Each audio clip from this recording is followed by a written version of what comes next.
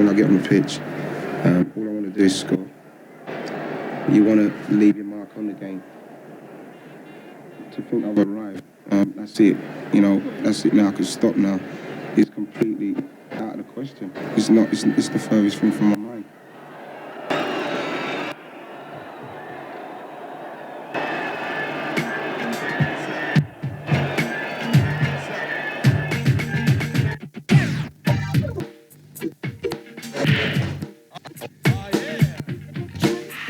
Take your camera in.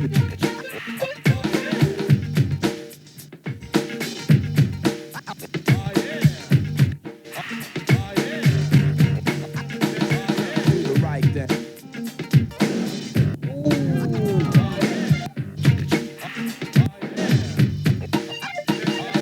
But he's usually there when you need him to score goals. 10 out of 10, I think he's brilliant. He's quick, he's fast, he's dangerous.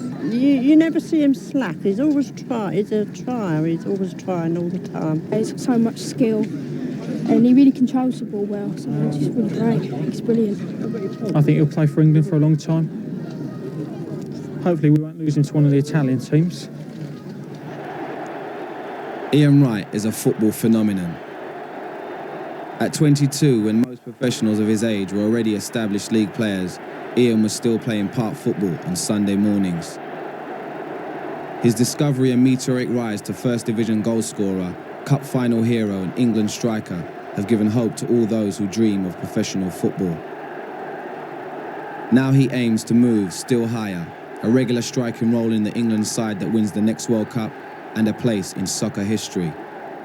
Not bad for a young kid from South London. I was born in the army barracks in Woolwich, and that's as far as it goes. As I know to what happened there, because everybody says I didn't even know there's an hospital in Woolwich, but it was an army hospital, and that was it really. I was born in Woolwich, moved to Brockley, in that kind of area, Brockley, Lewisham, that kind of area. That's where I grew up basically. He wanted to go to school badly so he could play football because Morris is bigger brother. Say I'm in the school team and I'm in the school team and stuff like that.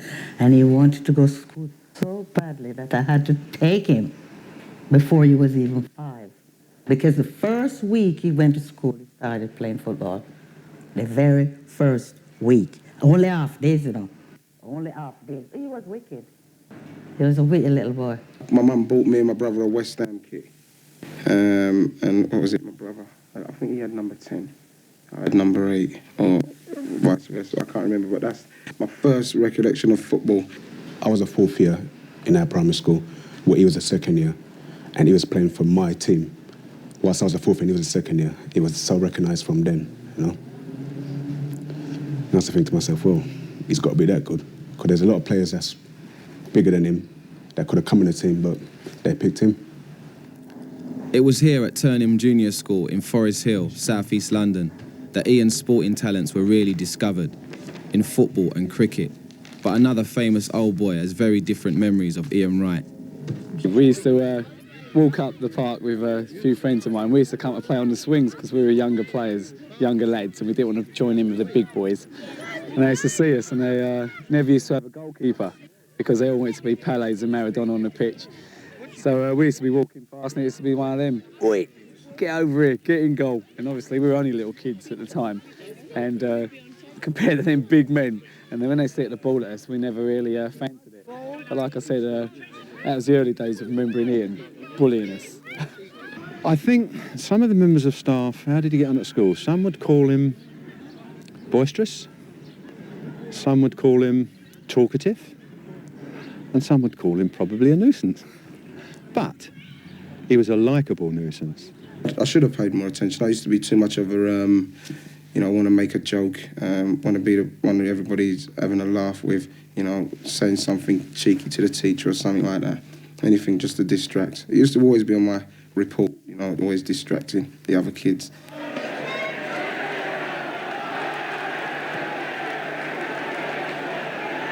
Now can Bowles round it off? He has done! Stan Bowles. I don't know, it was just something about him. He was just so skillful. You know, he had this kind of, he weren't bothered on the pitch. You know, it's just that arrogance. There's flash. You can be really like flash. People say, oh, he's flash. And then you can be arrogant, and people like that arrogance. And I think he was like arrogant. He had a natural arrogance that I really liked. Laurie Cunningham, Sir Regis. Laurie in particular, you know, because he was such a great player. Cunningham, they can't catch him. Great goal! And here comes Regis. He's lined it up. Because I met him last season when we was on the pitch, and he was saying to me how sharp I was when a free kick was going, and I was saying, "Sir, you're my idol. You're my idol. I love you. I love you as a man." You know what I mean? And you know, he was laughing, and we had a laugh about it. But Sir Regis and Laurie Cunningham, definitely.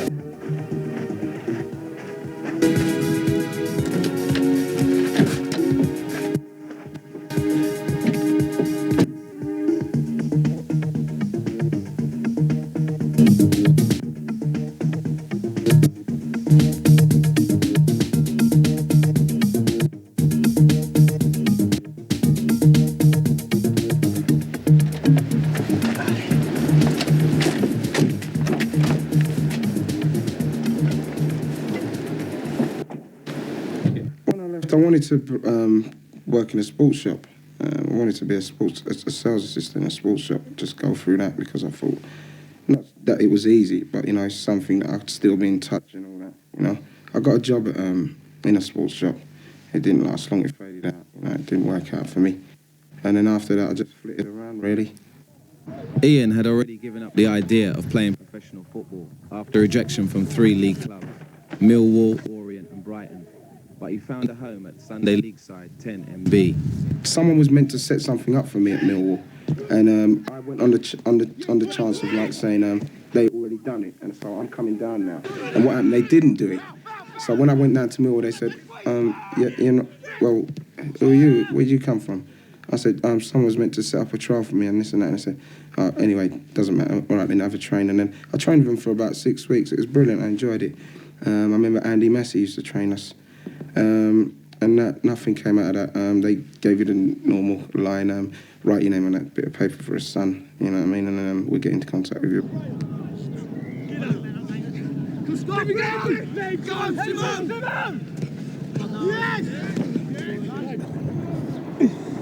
Unlucky Dave! Brighton, I thought I played well enough in the trials and the time when I was training down there for them to warrant saying, let's try him for like 3 months, let's see what he can do. You know, let's sign him or something. But they didn't, and that's when I said to myself, well, that's it, I'm just going to see how I can get something like a plastering, try to get into plastering in that kind of way. You know, I start to think trade-wise now, I've got to get a trade, I've got to get something stable. I remember it quite vividly. His first job I gave him when he first came to the refinery was to actually use a jackhammer, which is like a heavy breaker, in a really horrible, wet, smelly area. And all right, he might have turned his nose up first of all, but he got in and he done the job, and he appeared to be enjoying himself. But there, no, don't.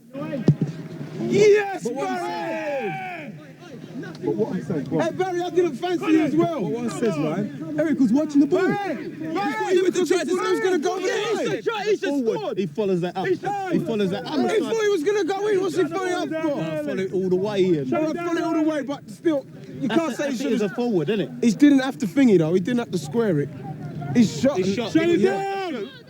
Shut it down! What did he give a penalty there for? It was brilliant. You know, the guys who we played with at the time, my mate Conrad, Freddie, you know, I can't name everybody. You know, obviously them two, because we were in that kind of age group and we related to each other more. We did have some older players who were quite experienced and all that, but when, you know, you used to have fun and that, it was me, Conrad, Freddie, Elka, you know, Chambers, brilliant times. You know, and we used to really hammer teams. Some teams we used to slaughter them. We played this final at Dulwich Hamlet. It was really funny. They said we all had to take the day off work, and we was playing for Tenenby at the time, and they said, right, we're going to do this all professional, like, and we're not used to that. We just like turn up Saturday, we play the game. So we met about 11 o'clock, we all went and had something to eat, and they said no players slipping off to have a drink or anything like that. And we think, oh, what's going on there? This ain't like Saturday, like we meet in a pub. So like a couple of players slipped off, and Ian was one of them. So everyone's saying like, where's Ian and this and that? And we turned up and like we won 5-1 and he scored 4. I get used to this. How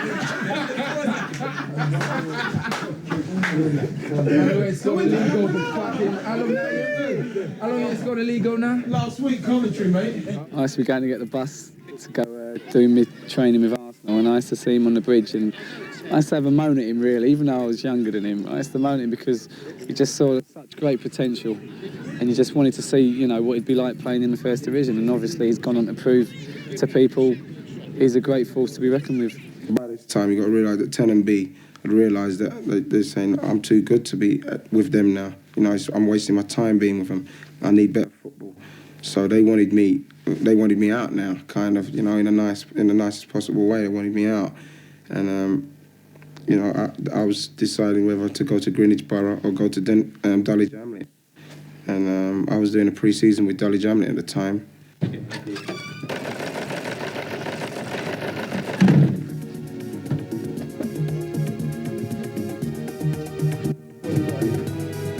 Bright's gone out already.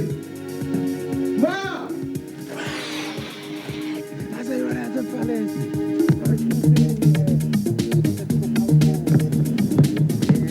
At the time. Andy, I'm working. Sorry. Chip it.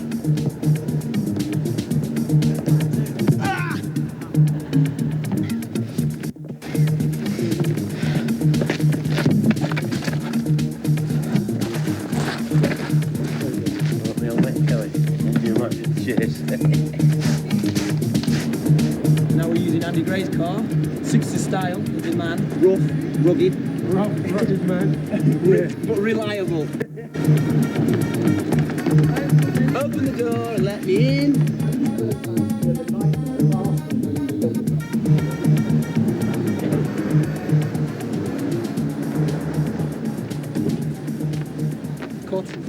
Ian went and did a pre-season with Dulwich Hamlet, who was managed at the time by Bill Smith, who's a great colleague and friend of the club here. He helps us out on numerous occasions by lending us players and, you know, scouting on the non-league scene for us. So I take myself along to King's College Sports Ground in Western Road, Mitcham here, which is very local. And lo and behold, the very evening I turn up, there's a training game going on, possibles versus probables, which Ian's playing in. So I don't even make myself known. I simply stand and watch the game from the sidelines. I think Ian scored 4 or 5 goals like prior to half-time, at which stage Bill took him off. And I then sort of introduced myself. You know, I already, you know, had it all before. Like I say, I was in this frame of mind where, when I was played as well as I was going to play, when I played at Brighton, and I was on trial there, you know what I mean? Even if I do get a trial with Palace, you know what I mean? When you go on trial, you're nervous, you know, things don't happen for you, you know, and, you know, if you don't play well, they're not going to take you. So I didn't care, to tell the truth, to be right on it, I didn't care. And Ian came down training with us, and it was obvious that he had exceptional ability and skill. And I think within a couple of days, we tried to sign him on a contract.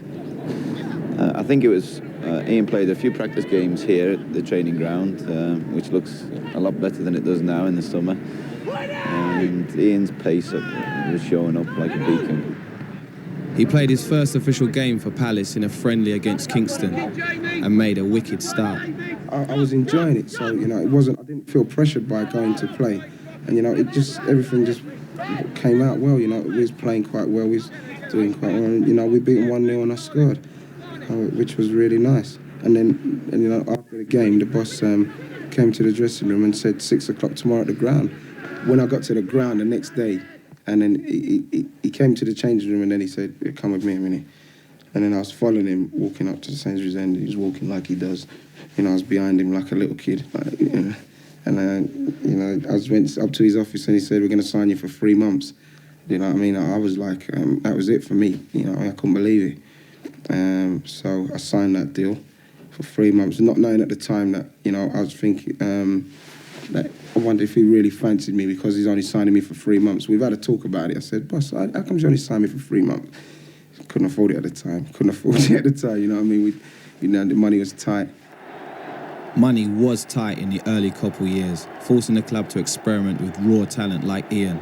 His league debut came in August '85 against Huddersfield. All I remember was I was really out of breath. I just felt like I was just running after the ball all the time. I was just running after it, not like never reaching it. You know what I mean? It was just so funny. You know what I mean? I just remember not hardly touching it and just feeling so tired. You know, I can't remember one touch what I had.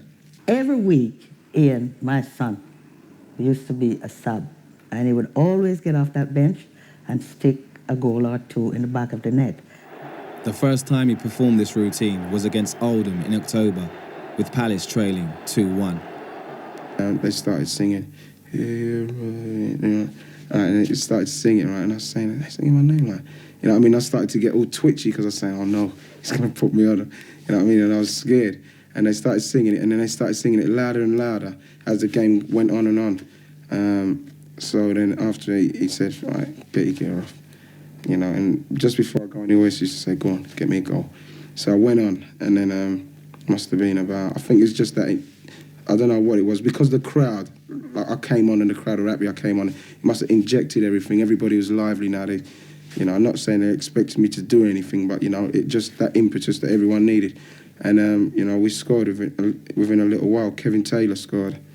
And then it went on, the crowd was buzzing, everything was brilliant, bang. And then I think there was about a couple of minutes to go. Alan Irvine, I remember it quite well.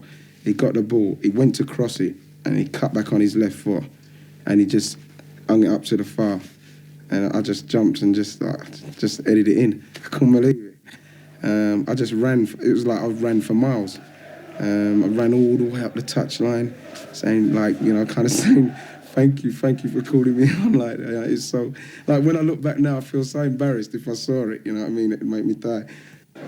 Ian was soon a first-team regular, finishing the season with 9 goals and a new contract. But the real turning point came in the following season with the arrival of a new striking partner. I remember having a meet with the boss, and he said that he'd got a young lad up front, and he needed guidance, and he thought that if we put the both of us together, my little bit more experience and Ian's enthusiasm, thought we'd make a good partnership. Well, in your mind's eye, you see combinations, and I saw Mark Bright play for Leicester on a number of times, reserve team football, and I just thought in my mind's eye that the two of them together would be a good combination. I thought Mark's strengths would complement Ian's and the other way about. And to a great extent that has proved right. You know, it's probably one of the few occasions when something which I have planned in my mind has actually materialised on the pitch. The boss said I think they hadn't won for 6 games, and he said he was desperate to get a new player and a striker in there to give the crowd a lift, to give the players a lift. And when you come in as an outsider, you don't realise what's been happening. And I just thought that people just liked a little bit of confidence, and it was sort of a snowball effect from there. And it was nice to score on the debut, and sort of a good response. Wilson's onside. Woods committed. A goal for Ipswich. Wilson. Brennan shot in off Wilson. Wright. Now Bright. And it's dropped in. It's going to be a hat-trick for Wilson. Taylor. Brilliantly hit.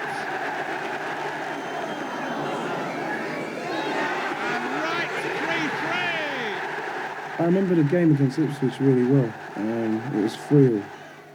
And I remember Mark, it was just like, when we was playing, obviously when he came, like the boss said to him, when we're talking, he tells me, the boss said, you've got to help Satch.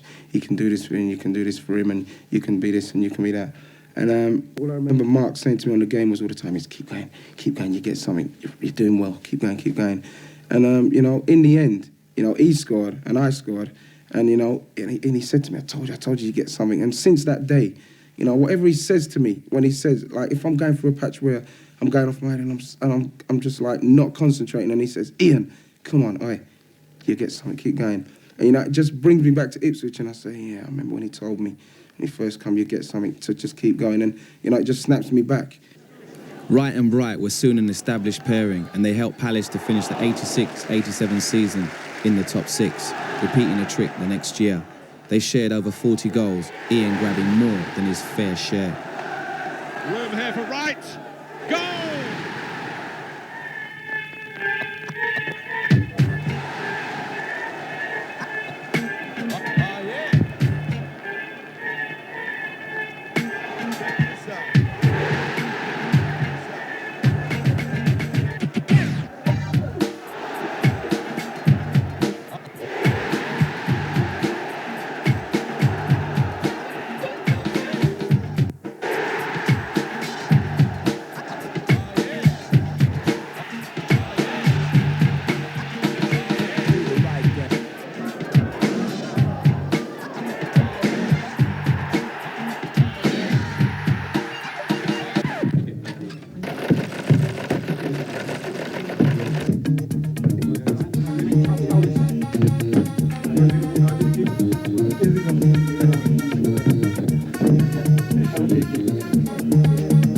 I'll use that one.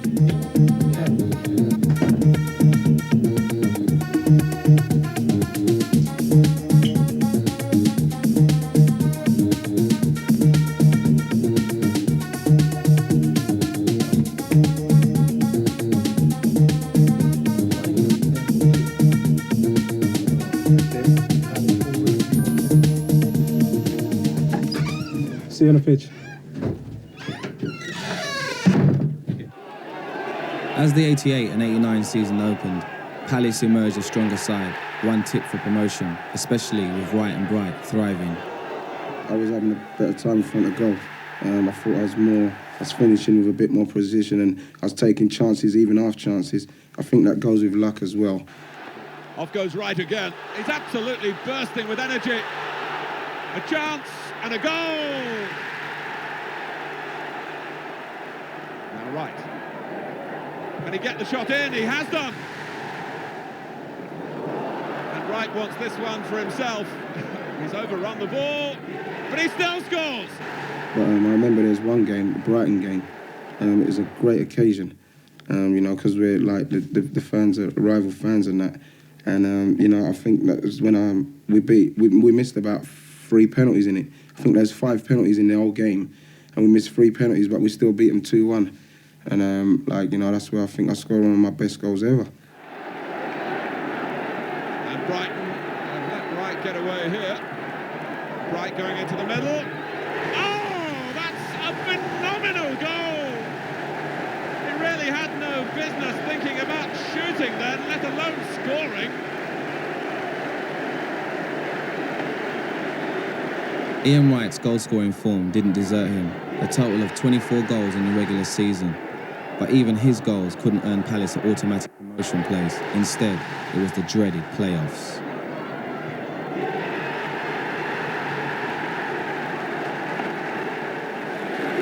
A 1-0 defeat at Swindon in the first leg of the semi-finals left Palace an uphill climb at Selhurst Park. Swindon was definitely the best atmosphere I've played in at Selhurst Park like that before. It was full to the rafters, you know, and because like with the seats now, it doesn't seem like there's so many people there. And there's so many people, there's so much noise there. And we just come back from losing 1-0 up there, you know, and we turned it around, we beat them 2-1. You know, and it was a great day, man. It was a brilliant result for us. And Bright, a goal for Palace. They've levelled it on aggregate. And Mark Bright scores.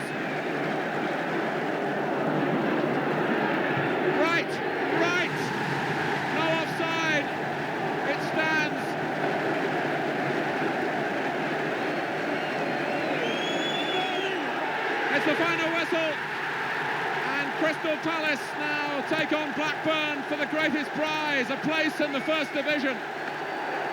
Went up there, I thought we played quite well at the start. But they scored a couple of goals. And then, you know, the time was running out for us. Not even a minute after that, we went up the other end, Eddie scored. You know what I mean? We was on the rafters, jumping up all over the place. And then not even a minute after that, they scored again. So, you know, we're back down again, and I couldn't believe it. You know, everyone was gutted. Went in the changing room. Everybody was like, how did that happen, this and that? You know, and we took it back down our place.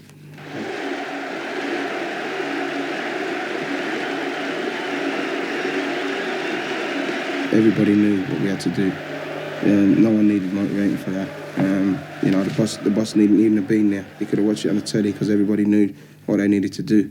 And, you know, we just went out and done it. Pardew. Blackburn looked for offside. Wright missed it. Wright didn't. It's what they needed as they look for a road to recovery here. Alan Pardew curved it across. And Ian Wright just ahead of Terry Geno. McGoldrick really going at Blackburn. Hendry's tackle, and McGoldrick goes down. Penalty! Dave Madden scores! His nerve held!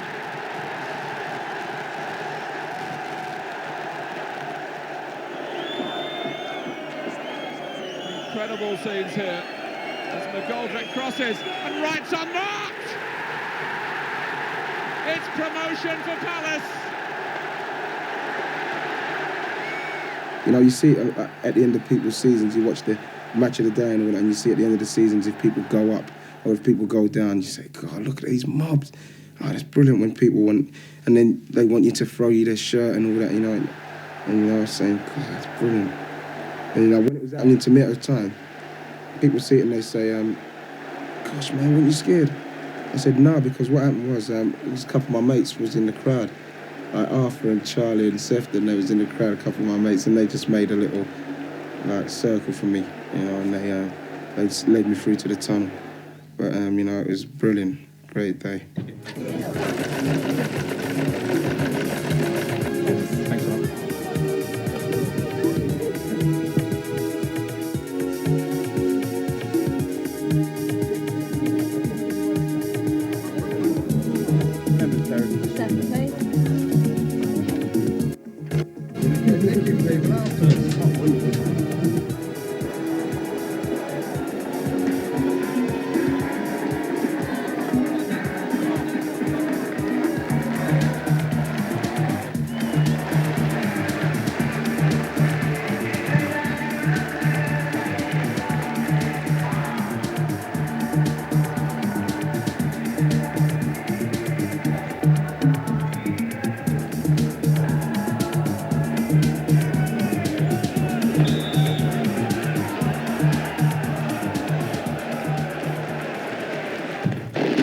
Fireworks greeted Palace's arrival back in the First Division after a break of 8 years. Ian Wright had been voted the club's Player of the Year, and Selhurst Park wondered if the team had the right stuff for the big time. I was a little bit apprehensive about it. I was a bit frightened because you're going into the First Division and you want to know if you're good enough. You've got that in the back of your mind, am I good enough? You know, like you watch them and you see them on the telly and all that, and you say, am I good enough? But, you know, I used to always speak to David Rocastle, and, you know, David used to say, you know, don't worry about it, man. You'll be all right. You know, it's good, but, you know, once you get your feet in there, you love it. And, you know, he was right. Yeah, you worry from week to week. Even now, I think, well, maybe the polish has worn off and people know what to expect from the pair of them. I don't think they are as prolific as they would like to be, as they think they perhaps should be. But the fact remains that they still score goals on a sort of 1 in 3 game basis, which matches any striking pair, I would think. And they are the focal point of the side. Palace's first home game, Man United, and a capacity crowd. Hughes had a chance, but Robson came in behind him and took his opportunity. It's a great place in the night, Palace, for the night games. Full house. You know, Man United came down. They had a really good team. They played quite well that night, to tell the truth. It's a bit unfortunate not to get the win. But, you know, we kept going at them, you know, like we do. You know, and in the end, we nicked the goal. We nicked the goal in the end, and that's all you need to do, really. In the first division, I find now, it's the main thing's not losing. Dyer, who glances it on, Ian Wright! The rest of the season was a roller coaster ride, one that Ian Wright will never forget for the rest of his life. Things were going pretty well. Oh, Young hesitated. Bright got to it. Ian Wright with a goal now that really could confirm Palace's first win of the season. Then everything caved in. September the 12th, 89, a bad day for Crystal Palace. Anfield and 9 goals. I didn't feel humiliated, but I've just felt really bad. I don't know, I can't really say how I felt. It was just so embarrassing. You know, I was looking around at like my mates and that, you know, and I saw, you could see it in them as well. You know, we didn't know how to react. We was just like, we were still going for the game and we was getting hammered, and it's like, you know, the boxer, he gets up and he gets smacked straight back down. That's what we was like. It's like watching a Rocky film, you know, he's getting smacked down by this big Russian. He just got back straight up. Just getting, like Rocky won. We didn't win, but like, you know, that's what it felt like at the time. And the good credit to Liverpool, none of them really took the mickey out of us and like wound us up and said any horrible things. But, you know, like I say, we learned from it. We drew strength from it, and, you know, we came back through it. You know, and I think that's just a testament to our character in the side. While Palace drew strength, there were some better moments, particularly for Ian, as Palace battled to establish themselves. On right! But Pemberton looking to change the picture. Here's Wright. Oh, that's magnificent. Direct, dangerous and deadly. Thomas, and Wright spun. Wright is away. The referee saw nothing wrong with the way he turned Moncao. Ian Wright with a splendid solo goal for Crystal Palace. Pemberton to take. Wright, it's his goal. With 9 First Division goals and the press clamouring for England recognition, things were going Ian's way until Liverpool at home. I went round Bruce Gobler. My body was twisted awkwardly. My leg was like there and my body was like funny. And, you know, as Venison came over, he's done a great tackle, credit to him. And, you know, I thought all I've got to do is nudge this in. You know, and he came across and he took the ball and took everything out like that. You know, and, you know, it just, like, as my leg, the strain was on my leg already and it twisted. It must have, as he caught it, it must have just cracked it. Ian made an amazing recovery, but in only his 3rd game back at home to Derby, disaster. I was distraught. I was crying and everything on the stretcher. I thought that's it, the season's finished. That was the first thing in my mind. I wasn't thinking of nothing else. Like World Cup, semi-finals, anything. Nothing went in my mind then. All I was thinking was, oh, my season's finished. I'll never get back now. With Palace on the cup trail and talk of Ian going to the World Cup, it couldn't have come at a worse time. The side faced the cup semi-final with Liverpool, but Ian had his own problems. It's a funny story, really, because me and Mitchell Thomas went up, and Mitchell's mate Stuart drove up because I didn't go on the coach with the boys. But, you know, it's such a funny story because we just got there. We were struggling at the time. We bombed it down the motorway and everything. And I didn't get, and I weren't going to get there on time. So I got there and it must have been about 10 minutes to 3. And I got outside Villa Park, this doorman. You're not coming in here, lad. This is him to me. I said, I got to get in here. I'm a player. I haven't got, where's your pass, he said. I said, I haven't got a pass. I'm a player. You know, I've got to go in to see him before they go out. You're not coming in here without a pass, lad. And, you know what I mean? I was so frustrated. I just wanted to you know, grab him and just, like, get him out of the way and just run in. And if it wasn't for this little kid at Villa Park coming up to me and saying, Ian, like, can I have your autograph? I don't think I would have got in. And Russia's done it. Pemberton, very positive start to the second half for Crystal Palace. Good cross too. Salako. And now Bright, it's in.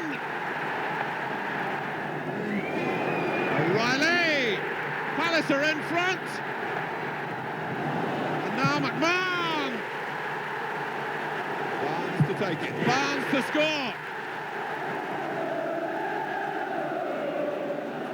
Put on by Thomas. Grobbelaar comes for it. Thomas goes again. And Andy Gray's there!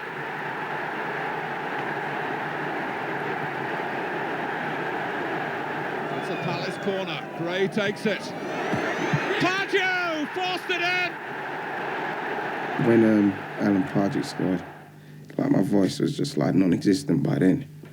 You know, when the whistle went, you know, I just ran on the pitch. I forgot my leg.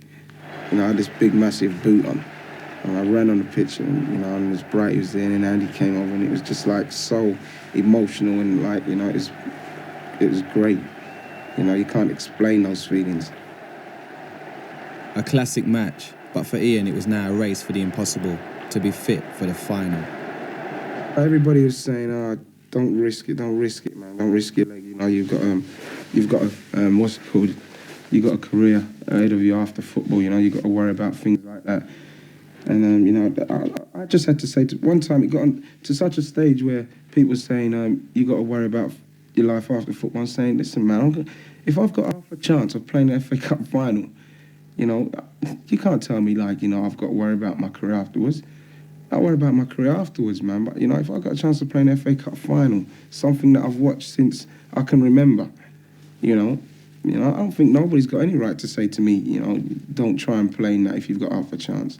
There were times when I doubted that he would actually be fit enough to get back again, but Ian carried on and came in every afternoon with me as well as every morning, and we trained very, very hard. It wasn't difficult to motivate him because he had that at the end, and for all of the members of the club at that time, it was a very special occasion. The 109th FA Cup final was a special time for everyone at Palace, but Ian Wright knew he would not be in the starting lineup. He told me a couple of weeks before, you know,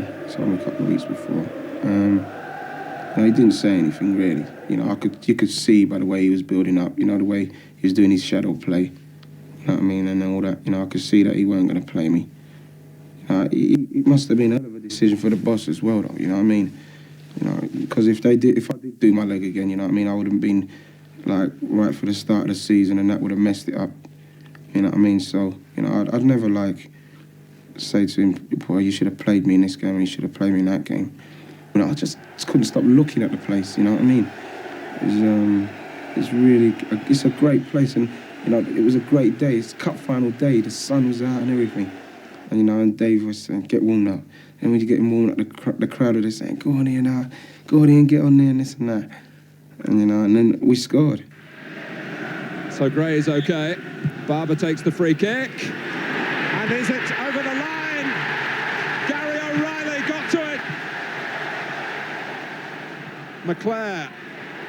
Robson. There's Wallace. Oh, and it'll come for Hughes. When we went 2-1 down, I think I was doing a warm-up. When he actually smacked it in, I was down that side of the pitch.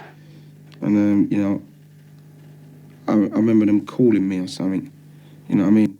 I looked up, like, you know what I mean? I remember them calling me or something.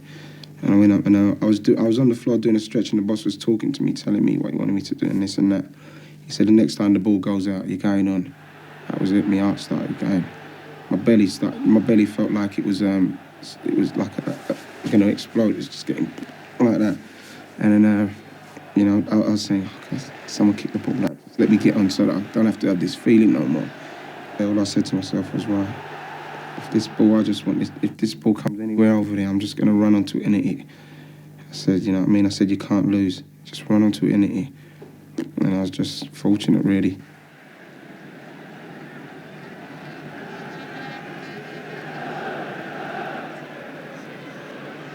Here goes Wright. There's the acceleration. There's the turn. Is it the goal? I don't believe it! What an arrival! What a substitution!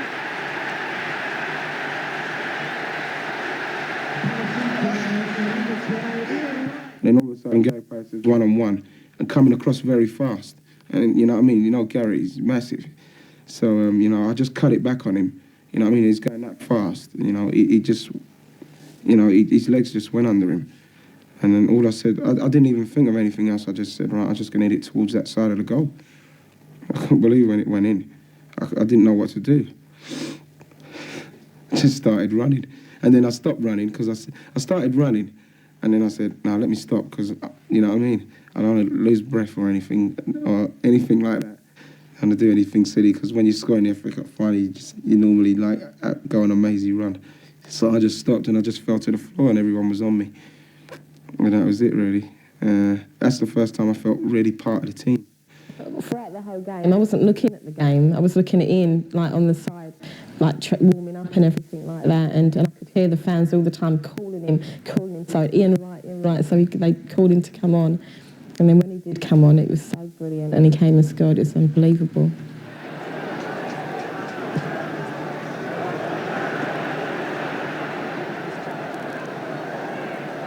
Good work from John Salako. Oh, it must be. It is. It's right. Someone laid it to Jeff and he knocked a great ball into John. He ran down, fainted to go down there, cut back. And all I saw was, once I saw him cut back, I knew exactly what he's going to do. So I just said, right, I'm just going to arrive on the far area. If it gets there, it gets there.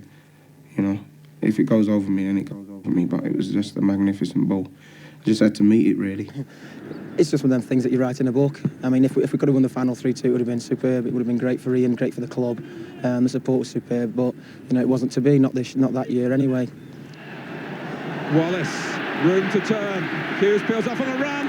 Hughes, 3-3. Now we look back on it like we lost, you know, and it's those 7 minutes. You know, it seems like such a short space of time. But, you know, we obviously was gutted because I thought we'd won the game. The replay was a shadow of the first game. Manchester United's solitary goal enough to dash Palace's hopes. Again, Ian Wright was on the bench, but this time there would be no fairy tale ending. I was disappointed the boss didn't start him, especially in the second game. But I think the boss thought of Ian as well as himself. And I said to the boss, why didn't you start him in the second game? And the boss just said if anybody had kicked him and his leg had gone again, then he would never have started the next season. And that was more important to him for his career because it was just setting off in the First Division. And I think that's true. And I think the boss made the right decision as far as Ian Wright's concerned. Well, I had to accept whatever he done, really.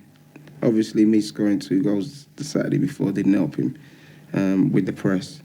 But, you know, the boss, he's single-minded. He knew what he was doing. I thought the way we played, the formation we played initially, I thought we'd done quite well. You know what I mean? I thought that because he could have brought me on to change it when things went wrong. I thought that he'd done everything right. Just didn't work for us the second game.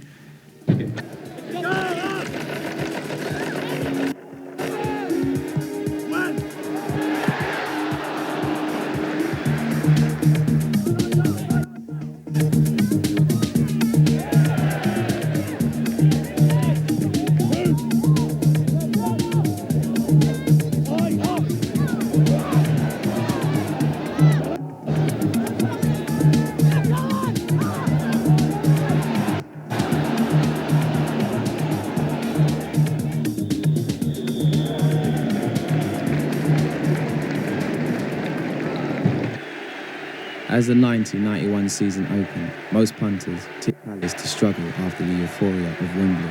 Fortunately, the players weren't listening. It will be the most successful league season in the club's history, another Wembley final and a Player of the Year nomination for Ian Wright. Good work by Humphrey. It's misjudged by Johnson. And Wright's got the better of him and chips Besant. I think the fact that we're up there, I don't think a lot of people are happy about us being up there. You only have to read the press on a Sunday sometimes to see that. But you ask any of the management side, Branny, the boss and Smithy, they're not here to make friends, we're here to get results.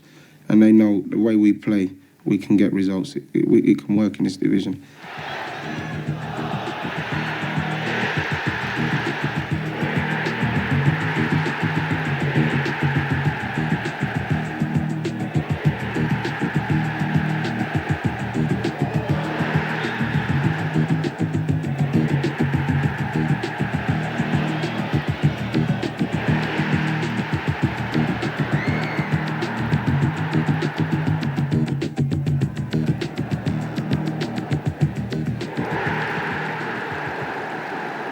Palace were riding high, but the acid test was, as ever, Liverpool. They arrived on Sunday, December the 30th, before live TV cameras. And Ian Wright goes on, promising this for Palace. And turned in at the near post by Bright. And Liverpool are behind. It's nice to see them things down at Palace, because like the boys make a joke sometimes. They say like if we was in the final, like the FA Cup, but if Torquay and Halifax were playing, they'd say something like Torquay and Halifax 2, like Torquay 2, Halifax 2, and by the way, Palace got into the final today. We didn't get no recognition from anyone. So for us to get a game against Liverpool and beat them down there was quite good.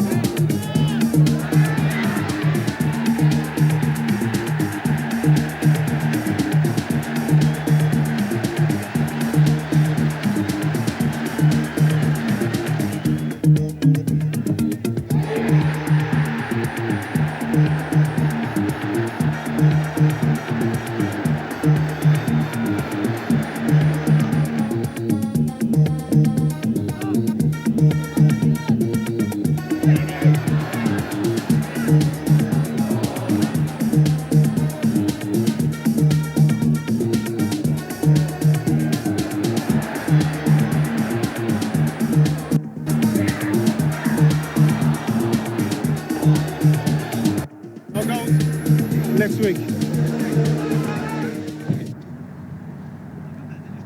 By mid-season, the calls for Ian Wright's inclusion in the England team had grown. Surely, it was only a matter of time.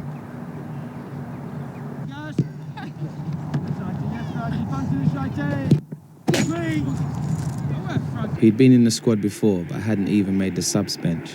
The Cameroons were on the way, and the Palace fans held their breath. Everybody was standing in a circle, and then he just named the people.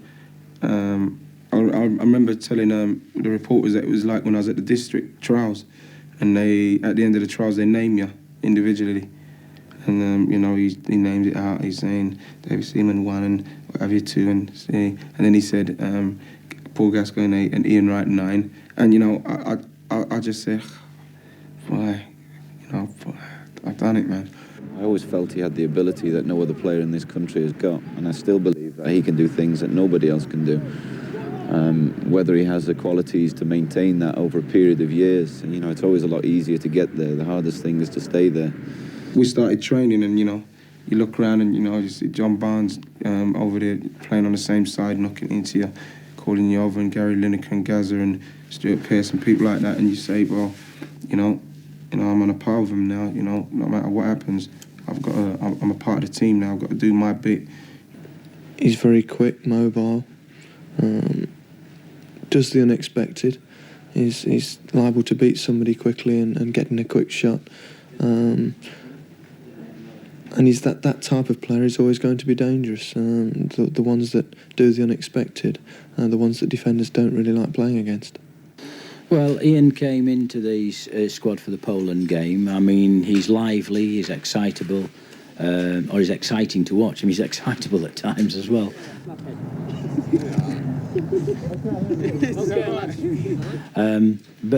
Yes, he's been in my thoughts because he's a kind of player that sets a game alight. And I think at international level, well, at any level, it's good to have that. But at international level, you sometimes have to someone who can unlock the door, so to speak, of the opposition.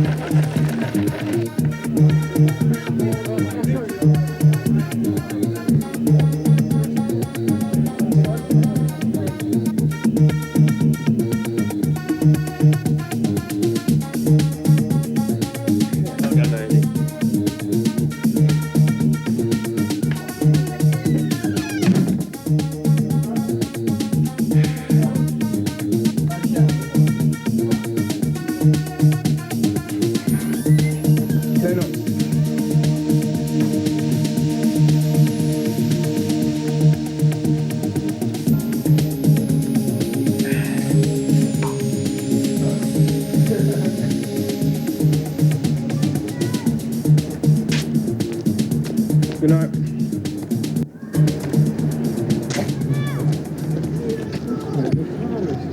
You can't stop. What drives people on? What drives on people like Maradona, Van Basten, the Carrecas, all them world-class players who have got everything? What drives them on? It's ambition. You know, I think I've got enough ambition to want to be on a par with them. Like, if he didn't play another game, he could be relatively satisfied with his career.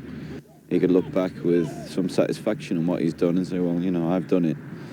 I've been there, I've been at Wembley, I've scored goals in finals, I've done a lot of things, but the mark of a true champion, the mark of somebody who is exceptional in his field, is somebody who's not content with that. They want to do it again and again and again, and they have that inner drive to keep on going when perhaps others would be satisfied with the monetary gain, with the status they have, and just relax. Ian's got to keep on driving to make sure that people talk about him as one of England's best. My daughter now, all I say to her is, what do you say when Ian Wright gets the ball? And all she walks around saying, goal, goal, goal. So that just about sums him up, really. I think he's just starting, really, and if you look at the way he's just started, what's he going to be like in another year's time? So I wish he was at our club. Even though we've got a few good strikers, it'd still be good to have him at Arsenal. God knows won't like me for saying that. People say he had a lot of flaws, like myself, like any other players. You can pick players to pieces if you want. But Ian had great strength and determination, good attitude to train, good discipline in his preparation for games, and his desire, I think, passion for to play. I think he'd been out of the game as a youngster, and when he got in, he wanted to make up for lost time. Remember, my son went in football late, right? You see, others been in from 15, 16, 17. My son went in late, in his 20s. So I think I am the proudest mother of a football son, right?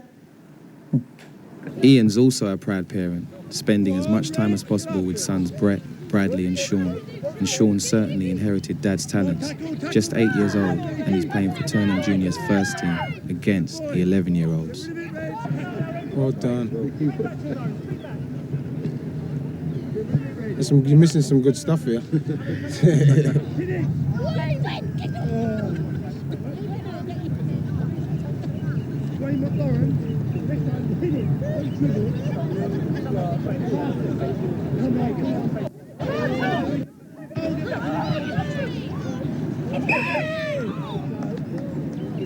Did your son get the match ball?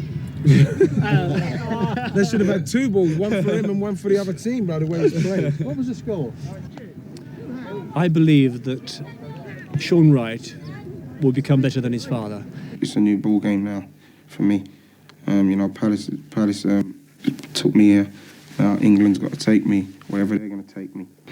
You know, at the moment I'm in there, you know, in the squad, and that's good enough for me at the moment.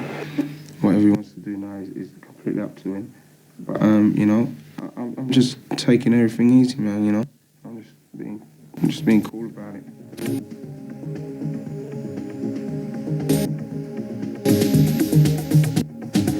Why didn't you say when? Sorry, babe. Sorry. Deb, you're not getting angry now, you Deb. Deb, I'm not helping Emma, Deb. Someone send some to Andy Thorne as well, please, because he's not happy about me getting all this now. He writes to himself. Wait a minute, sorry.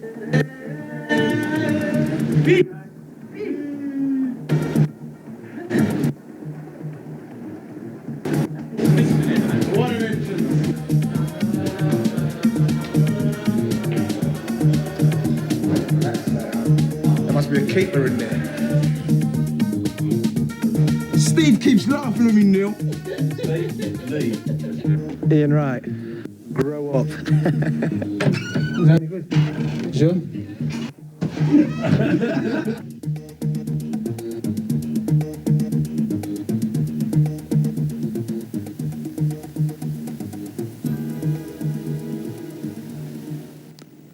Who scored? When did he? What happened? How did they do it? Will they achieve it this season? If you want all the answers, if you're a real Palace fan, make sure you read the Croydon Advertiser every week. I do. So place an order with your newsagent now. Keep up with the Eagles and the Croydon Advertiser.